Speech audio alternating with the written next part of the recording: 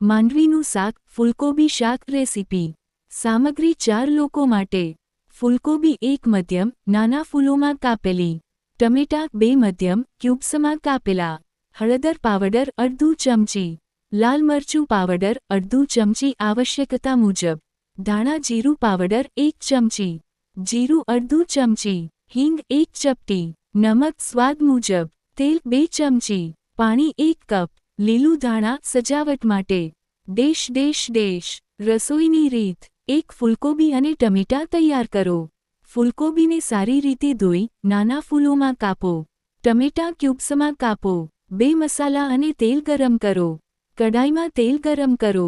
તેમાં જીરું અને હિંગ ઉમેરો. 30 સેકન્ડ માટે હળવું ફ્રાય કરો.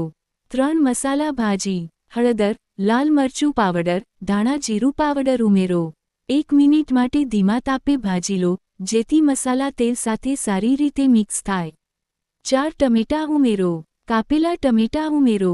2 થી 3 મિનિટ સુધી શેકો, જ્યાં સુધી ટમેટાં નરમ થાય. 5 ફૂલકોબી ઉમેરો. કાપેલી ફૂલકોબી ઉમેરો. મસાલા સાથે સારી રીતે મિક્સ કરો. 6 પાણી ઉમેરીને રાંધો. 1 કપ પાણી ઉમેરો. ઢાંકણ મૂકી 10 થી 12 મિનિટ સુધી ધીમા તાપે રાંધો.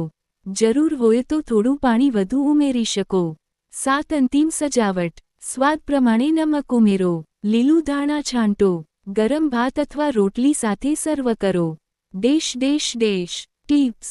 ખમણ સૂકું નારિયેળ ઉમેરીને સ્વાદ વધારે મીઠો બનાવો. સૂર્યોદય અથવા સાંજના સમયે બનાવો, સ્વાદ અને સુગંધ વધુ અનુભવાય.